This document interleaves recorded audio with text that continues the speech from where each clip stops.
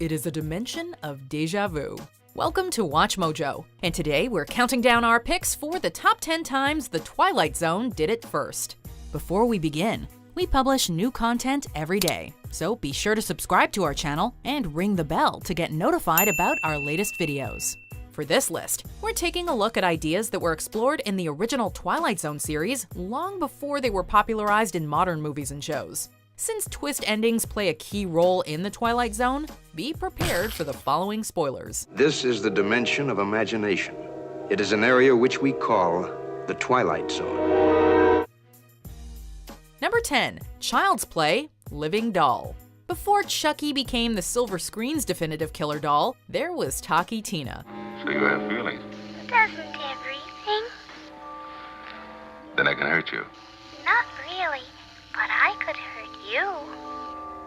Brought to life by voice acting legend June Foray, Tina looks like an innocent wind-up doll, but she has some choice words for family patriarch Eric Strader.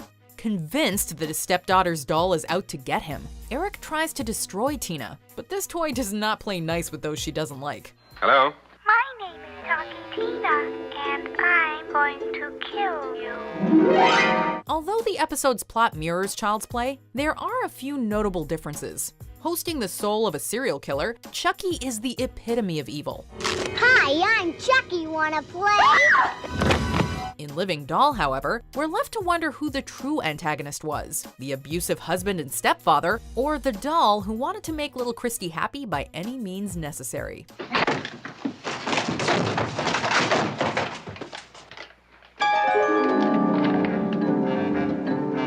Number 9. What Women Want, A Penny for Your Thoughts. You wouldn't expect a Nancy Meyers romantic comedy starring Mel Gibson to draw comparison to a Twilight Zone episode, but these two stories are eerily similar. Sure wish I could read your mind. In What Women Want, Gibson plays a macho womanizer who gets in touch with his feminine side after an accident enables him to hear the opposite sex's thoughts. Do you realize that I have an Ivy League education and that running your stupid errands has put me into therapy? Why don't you take me seriously and give me some real work to do? Oh yeah, I remember why. Because I have a vagina! While the protagonist in A Penny for Your Thoughts lacks Gibson's confidence, he also gains the ability to read minds. Poor Mr. Poole. He looks tired and pale.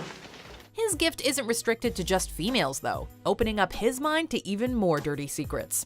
In each story, the male lead ultimately loses his powers, but walks away from the experience with a wiser outlook and a girlfriend. Coincidentally, both love interests have the name Helen in common. Helen? Helen? Helen, listen. I can't hear anything. I can't hear a thing you're thinking. Number 8. Midnight in Paris, A Stop at Willoughby. In this Woody Allen comedy, Owen Wilson plays a contemporary screenwriter who feels as if he was born in the wrong decade. You'll show my novel to Gertrude Stein? When the clock strikes midnight, Wilson's character is inexplicably transported back to 1920 Paris, brushing shoulders with Ernest Hemingway, Josephine Baker, and the Fitzgeralds. Take it easy. Step it back, baby. You had a big night. Fitzgerald, Hemingway, Papa. The film really tapped into the zeitgeist of 2011, exploring society's ever-growing fascination with nostalgia. Years before Allen took a trip back to the 1920s, Rod Serling transported audiences back to 1888. Willoughby. July. Summer.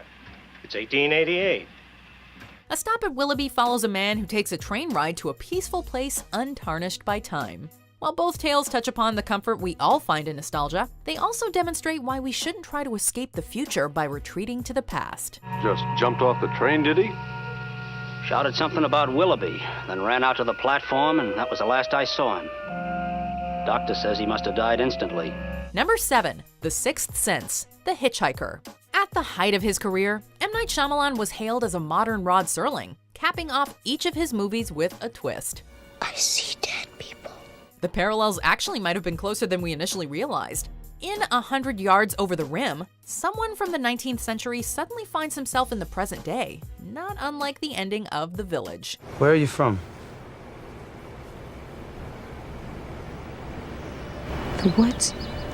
The Sixth Sense is also reminiscent of a classic Twilight Zone episode entitled The Hitchhiker. Tell us if this sounds familiar.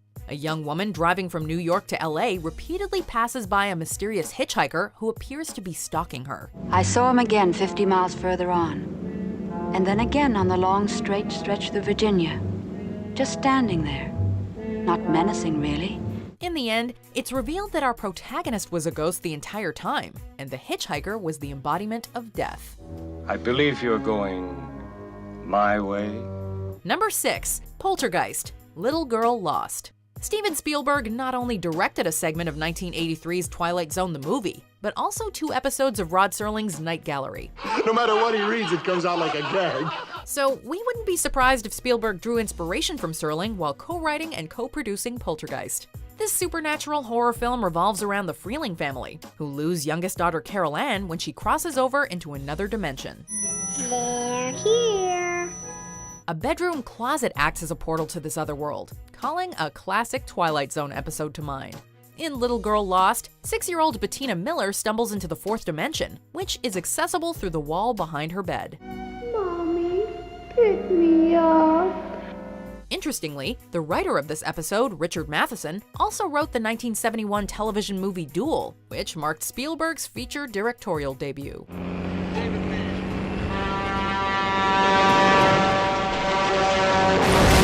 Number 5. The Good Place, A Nice Place to Visit. Hell isn't necessarily all fire and brimstone. In the episode A Nice Place to Visit, low-life Rocky believes he's died and gone to heaven when he's treated to everything he's ever wanted. Hey, how about that? I win again. Hey, Fats, come here. Come here. Put your money on the table, Fats. Right there, number 14 red. Rocky is hot tonight. Am I right, dolls? Rocky eventually grows tired of this routine, feeling that he might fit in better at the other place. Rocky soon discovers that his guardian angel is a devil in disguise, revealing that he is in the other place. Look, I don't belong in heaven, see?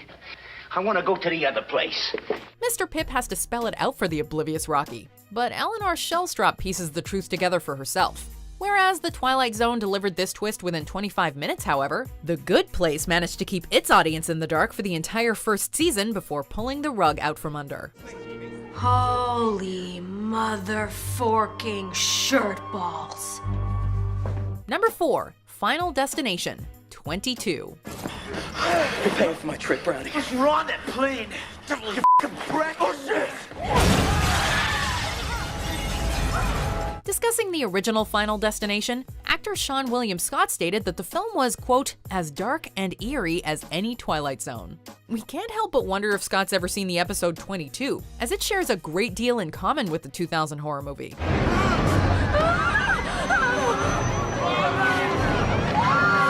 Alex Browning and Liz Powell both experience visions that seem all too real, suggesting death is just around the corner. As details from their dreams come to fruition, Alex and Liz each decide not to board a plane that's about to take off. I think you better hurry up a little, miss. That's your flight ready for departure out there. Their premonitions turn out to be correct, as both planes explode in midair. Whereas Liz dodges her date with death, though, Alex finds that death isn't so easy to cheat.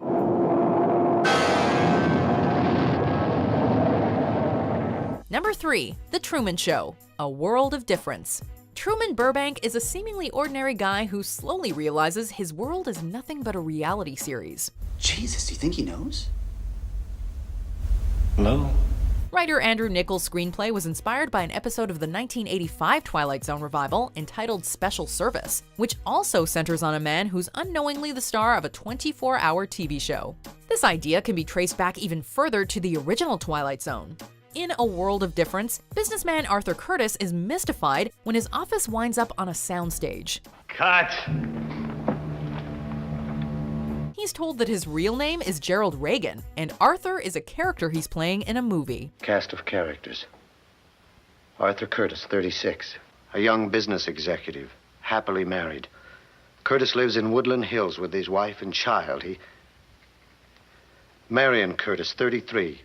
A charming young woman, typical of that efficient breed which can manage a house and family and still have ample... Stop it! Torn between reality and fiction, our protagonist ultimately accepts the role of Arthur, saying good afternoon, good evening, and good night to his other life. Artie, are you all right? Sure. Well, where were you? Mr. Curtis? Are you leaving now?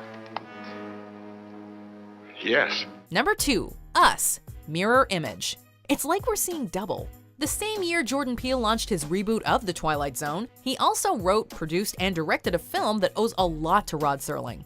The only thing wrong with you people is you need some sleep or something.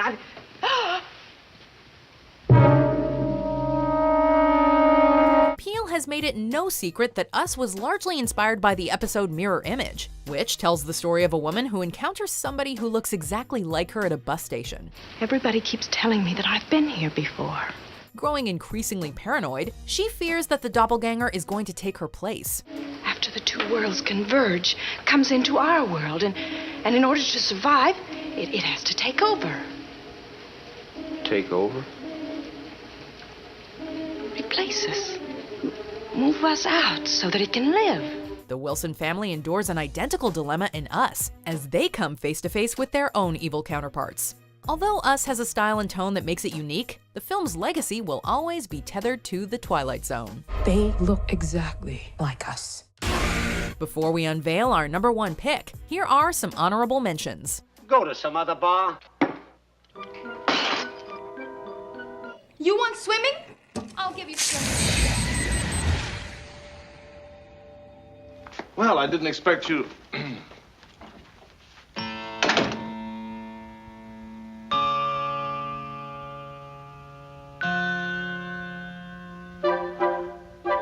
What's the matter, dear? Something wrong? I'm somehow involved in some sort of story. Like I'm a character in my own life. And atoms are in a given mathematical arrangement. This device breaks them up, stores them, and puts them together again in the same order. I think we found our point of origin. That's not all we found.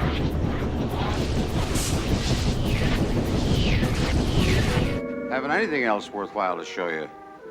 Everything in this lot should have been condemned years ago. I got more lemons per square foot than a fruit grower in Salinas. I remember when you bought me this antique silver frame from Tiffany's. Tiffany's. Garage sale, $6.50 marked down from 10. Number 1. The Simpsons. Various episodes. Treehouse of Horror is a Halloween tradition for The Simpsons. But did you know that some of the most iconic segments are Twilight Zone parodies? My name is Talkie Tina, and I love you very much. All right. We already mentioned a few storylines The Simpsons satirized, like evil dolls, time-controlling stopwatches, and wall portals. I'm Krusty the Clown, and I don't like you. I'm Krusty the Clown, and I'm going to kill you. The cookbook twist from To Serve Man is hilariously spoofed in the first Halloween episode. In another episode that uses Night Gallery as a framing device, a gremlin goes from tormenting William Shatner on a plane to haunting Bart on a bus. The gremlin's taking off the wheel. Stop the bus, or we're all gonna die! Over the years, Bart has been given the godlike powers of Anthony Fremont from It's a Good Life, while Lisa has created a miniature society reminiscent of the Little People. It's a whole race of people, no bigger than ants. As South Park would say, The Twilight Zone did it. In fact, that episode was a ripoff of a Twilight Zone episode. Do you agree with our picks? Check out these other great clips from Watch Mojo, and be sure to subscribe and ring the bell to be notified about our latest videos.